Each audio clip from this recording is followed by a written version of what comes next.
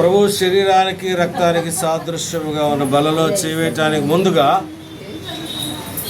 వాక్యాన్ని మనం చదువుకుందాం. పరిశుద్ధ గ్రంథం నుండి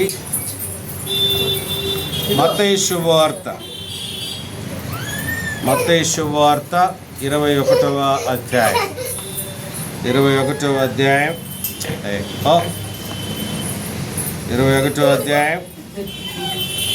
12-13 వచనాలు.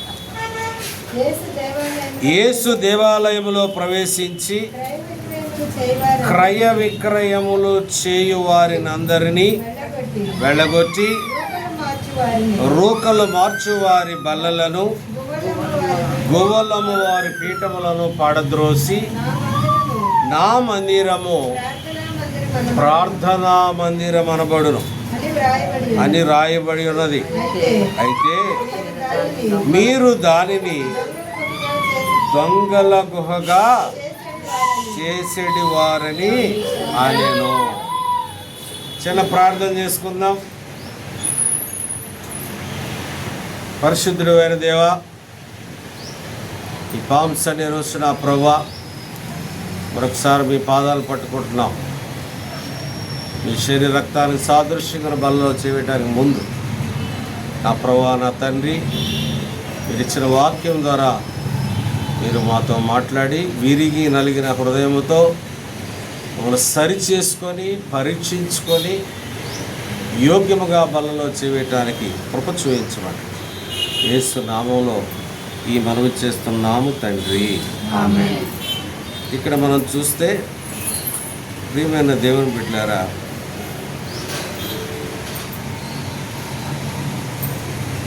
వచ్చేసారు ప్రభువారు, లోపలికి వచ్చేసారు. లోపలికి వచ్చిన తర్వాత ఏం జరిగింది? వేదన వచ్చింది ప్రభువారికి. వేదన. ఏ వేదన? అక్కడ పరిస్థితులను చూస్తే బాధ కలిగింది. బాధ కలిగి చూడండి, ఇక్కడ 12వ వచనం, యేసు దేవాలయములో ప్రవేశించి క్రయ విక్రయములు చేయు వారిని అందరినీ వెళ్ళగొట్టి. ఏం జరుగుతూ ఉంది? వ్యాపారం జరుగుతూ ఉంది. అక్కడ నేను ఒక చిన్న ప్రశ్న వేస్తా. ఇప్పుడు మందిరములో వ్యాపారం చేయొచ్చా? దేవుని వాక్యమే చెబుతా ఉంది కదా. ఆయన మందిరం అంట ప్రార్థనా మందిరం అనబడును. చాలా స్పష్టంగా దేవుడు చాలా స్పెసిఫిక్గా ప్రార్థనా మందిరం కొన్న ప్రత్యేకతను చెప్తా ఉన్నాడు. చూడండి, ఇక్కడ చూస్తే యేసు దేవాలయంలో ప్రవేశించి క్రయ విక్రయములు చేయి వారిని అందరినీ వెళ్ళగొట్టి. అంతకంటే ముందు వేరే వాళ్ళని వెళ్ళగొట్టాడు. ఎవరండి వాళ్ళు? చూడండి, ఆదికాండం 3వ అధ్యాయం. ఎందుకు వెళ్ళగొట్టాడు ఆయన? చదువుతామా? 3వ అధ్యాయం 23వ వచనం. దేవుడైన యెహోవా అతడు ఏ నేల నుండి తీయబడెనో దాన్ని సేద్యపరచుటకు ఏదైనా తోట. అమ్మ 3వ అధ్యాయం 23వ వచనం. కరెక్ట్. ఏదేను తోటలో నుండి పంపివేసానో అప్పుడు ఆయన ఆదామును వెళ్ళగొట్టి. ఎందుకు వెళ్ళగొట్టాల్సిన పరిస్థితి ఎందుకు వచ్చింది? దేవుని ఆలయం అంటే, దేవుడుండే ప్రదేశం అంటే అందరు వెళ్ళొచ్చు, చక్కగా ఆయన ఆరాధించవచ్చు, ఆయన మాటలు వినొచ్చు, మనం బలపరచబడవచ్చు, తర్వాత ఆదరించబడొచ్చే మాటలు వస్తాయి. కానీ ఇక్కడ వీళ్ళని వెళ్ళగొట్టాల్సిన పరిస్థితి ఎందుకు వచ్చిందంటే, దేవునికి వ్యతిరేకమైన పని చేస్తూ ఉంటారు. చూసారా? వ్యాపారస్తులను వెళ్ళగొట్టి. అలానే రోకలు మార్చువారి బల్లలను గువ్వలమ్ము వారి పీఠములను పడద్రోసి. కోపం వచ్చేసి లేసే. ఎవరైతే అంతకుముందు 1 గంట క్రితం హోసన్నా జయం, దావీదు కుమారుని జయం అని ఆయన గణపరిచి ఆరాధించి తీసుకొచ్చి ఇక్కడ చూస్తే వీళ్ళేమో ఆయన దేవాలయాన్ని లేకపోతే ఆయన మందిరాలు ఏం చేస్తా ఉన్నారు, వ్యాపార గృహంగా చేశారు. మన మనస్తత్వం కూడా అదే, అందుకనే దేవుడు ఇక్కడ రాయించాడు. దేవుడు కొరింథీయులకు రాసిన మొదటి పత్రిక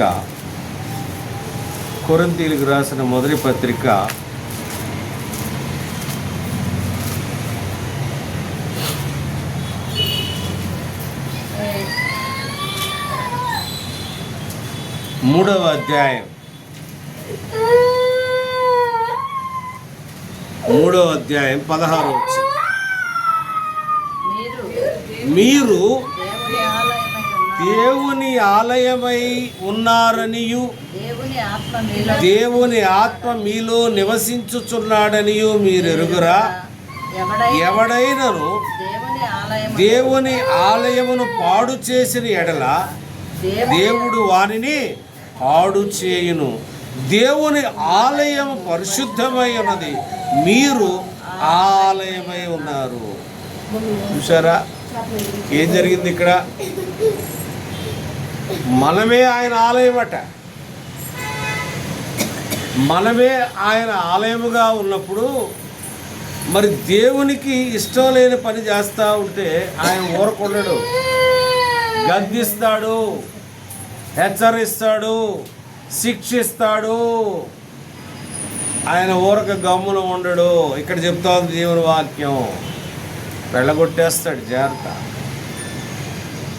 కాబట్టి ఇక్కడ మనం చూస్తే ఆ కింద వచ్చినారు మనం గమనిస్తే ప్రియ దేవుని బిడ్డలారా,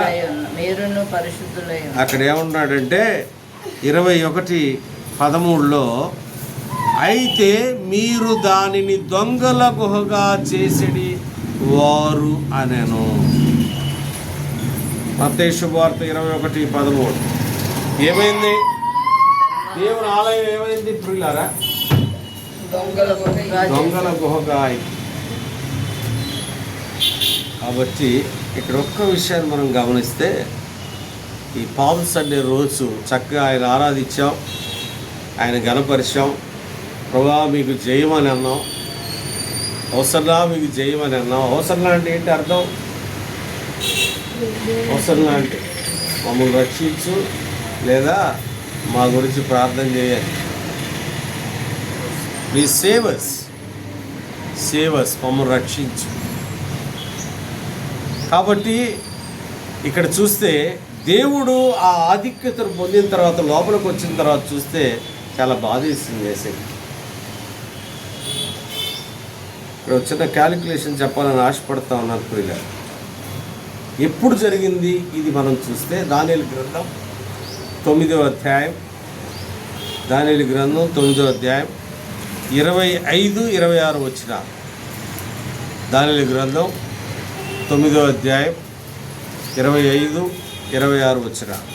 తొందరగా కొంచెం మ్యాథ్స్ క్యాలిక్యులేషన్ ఉంటుంది, కొంచెం మైండ్ ఇక్కడ పెట్టండి.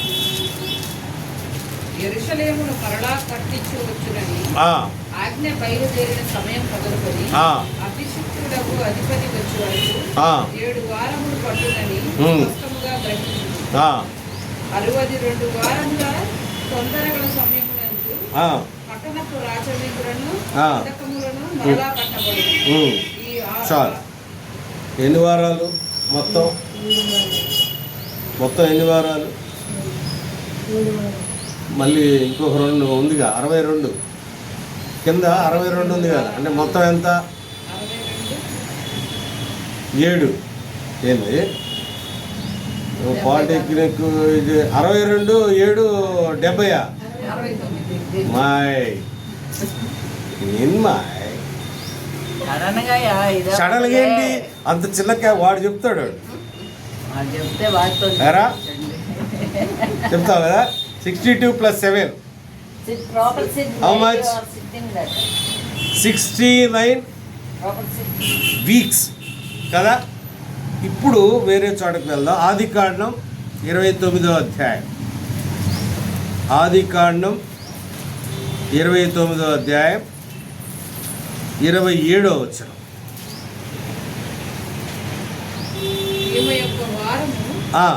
సంపూర్ణము చేయు. నీవిక 7 సంవత్సరములు నాకు కొలువు చేసిన ఎడల అందుకై ఆమెను కూడా నీకు ఇచ్చేదనని చెప్పగా. వారం ఎంత అక్కడ? ఎవరి గురించి ఆ మాట మాట్లాడుతుంది కదా? ఫస్ట్ లేయ రాహేలు అనుకొని చేశాడు. లాబానేమో కొంత మోసం చేసి లేయాని ఇవ్వడం. తర్వాత వారము సంపూర్ణమైనప్పుడు ఏమన్నాడు ఇక్కడ? 29, 27 కదా. ఆమె వారము సంపూర్తి అయిన తరువాత 27 ఈమె యొక్క వారము సంపూర్ణము చేయము. నీవిక 7 సంవత్సరములు నాకు కొలువు చేసిన ఎడల అందుకై ఆమెను కూడా నీకు ఇచ్చితనని చెప్పగా. అంటే ఇక్కడ 1 వీక్ ఈజ్ ఈక్వల్ టు కదా, అంటే 7 years. 7 years. ఇప్పుడు మనము అక్కడ లెక్క చూస్తే 1 week is equal to 1 day. 1 day కదా, అంటే 7 days. 7 days అంటే ఒక వారం. ఒక వారం అంటే అక్కడ ఉద్దేశం ఏంటంటే 7 years. ఇక్కడ మరలా చదువుతాం, మీకు కన్ఫ్యూజ్ అవుతారు. అందుకని ఈమె యొక్క వారము సంపూర్ణము చేయము అంటే ఎన్ని సంవత్సరాలు చేశాడు? 7 సంవత్సరాలు చేశాడు. ఇక్కడ వారం అంటున్నాడు దాన్ని, అంతేగా. 7 సంవత్సరాలు అంటే 7 వారాలు, అంతే కదా. కన్ఫ్యూజ్ కాదు కాదు కాదు. ఇక్కడ యాకోబు అంటే మన లెక్క కాదు, ఇది యాకోబు లెక్క చెప్తున్నాడు దేవుడు. ఒక వారము ఈమె యొక్క వారము సంపూర్ణము చేయము. నీవిక 7 సంవత్సరం నా కొలువు చేసిన ఎడల అందుకే ఆమెను కూడా నీకు ఇచ్చేదను. మన లెక్క 7 days. ఇక్కడ యాకోబు లెక్క ఒక వారం అంటే 1 year. ఒక వారం అంటే 1 year. ఇప్పుడు ఇక్కడ 7 years అంటే 7 years అంటే ఎన్ని వారాలు? 7 weeks, అంతే కదా. ఇప్పుడు ఒక వారం అంటే 1 year అంటున్నాడు కదా.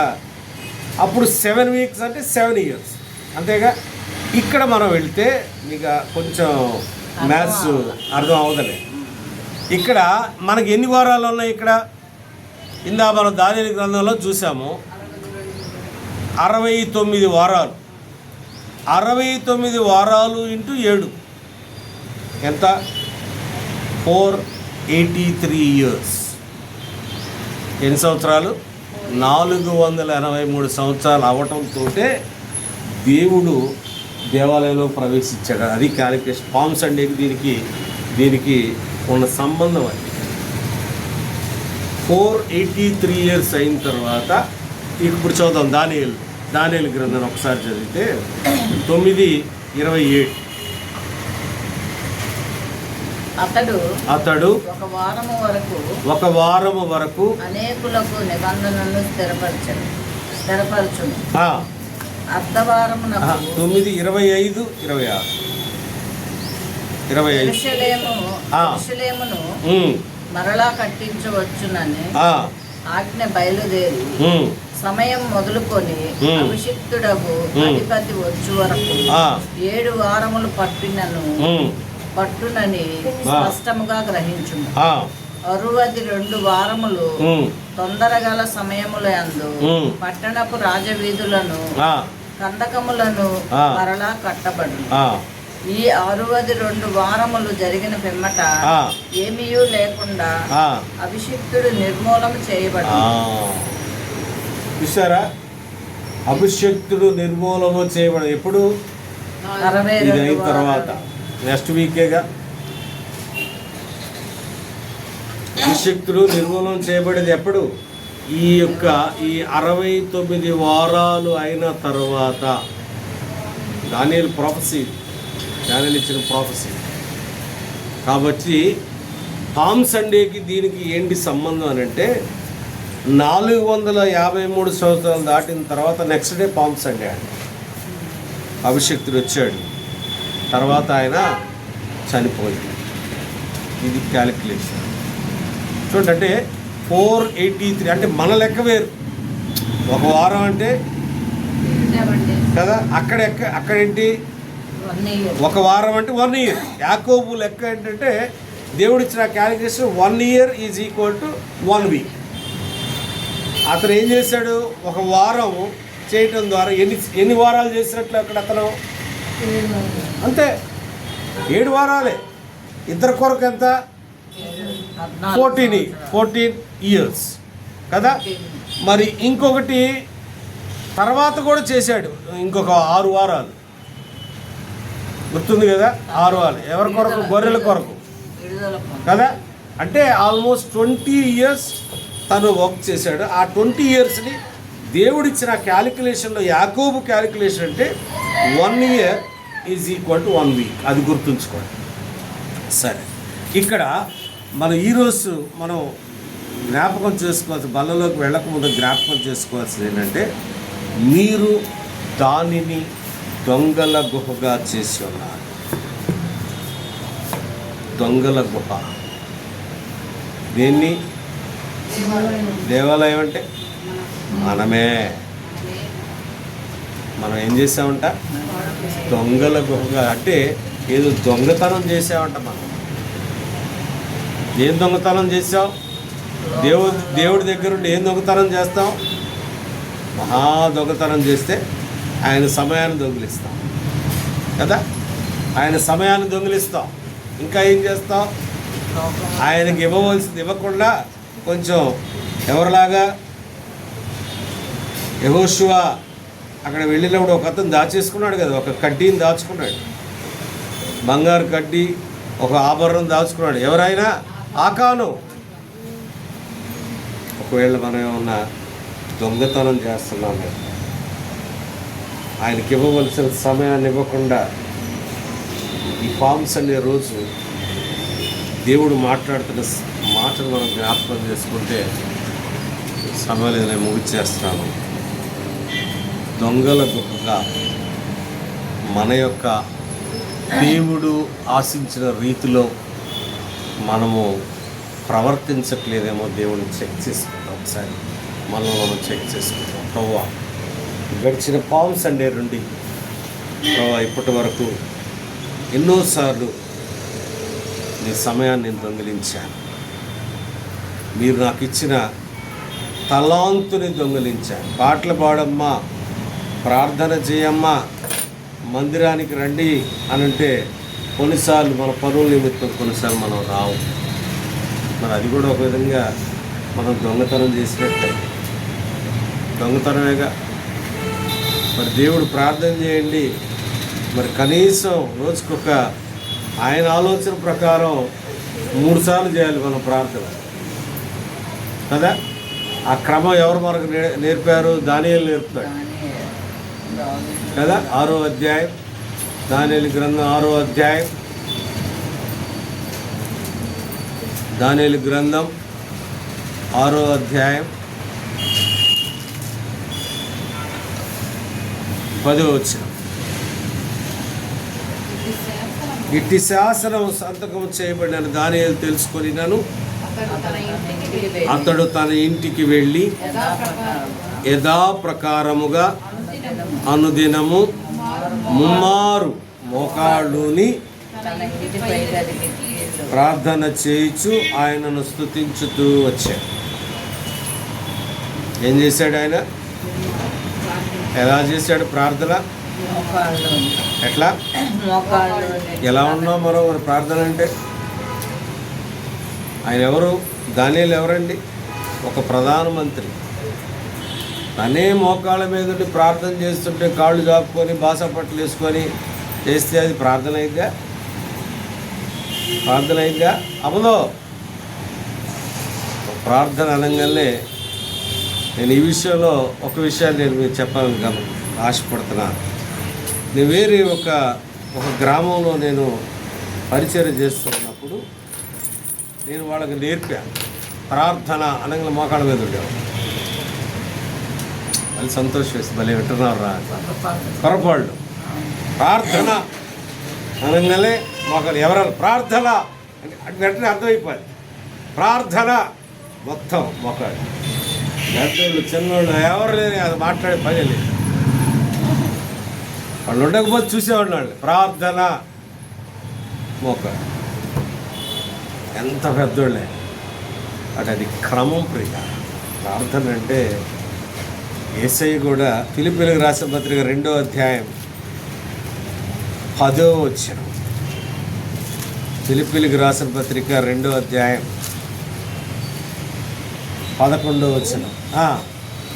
10 భూమి మీద ఉన్నవారిలో కానీ భూమి క్రింద ఉన్నవారిలో కానీ ప్రతి వాని మోకాలును. యేసు నామమున నువ్వు ప్రార్థన అంటే మోకాళ్ళ మీద ఉండాలి.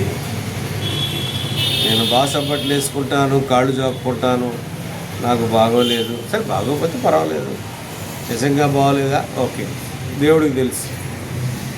అలా కాకుండా నేను కుర్చీలోనే కూర్చొని ప్రార్థన చేస్తాను అని అంటే ఆయన యొక్క ఆజ్ఞని మనము ఏం చేసినట్టు, ధిక్కరించినట్టు. ప్రతివాని మోకాలు యేసు నామమున వంగునట్లు. కాబట్టి ఇది క్రమం. ప్రార్థన అంటే మనం మోకాళ్ళ మీద ఉండాల్సింది. నేను ఉండలేను అని అంటే కుదరదు, ఉండాలి. దేవుడిని అడగాలి, ప్రభా నాకు ఆ శక్తిని ఇవ్వండి ప్రభా అని అడిగి. ఈ రోజున ఈ పామ్ సండే రోజు దేవుడు మనతో మాట్లాడిన విషయం, మన జీవితాన్ని, మన ఆలయమును దేవుడు ఏర్పాటు చేసుకున్న ఈ జీవితాన్ని మనం ఏమైనా దొంగల గుహగా మారుస్తున్నామా? ఏ విషయంలో అయితే మనం తప్పిపోయామేమో దేవుణ్ణి అడిగి యోగ్యముగా బలలో చేయాలి.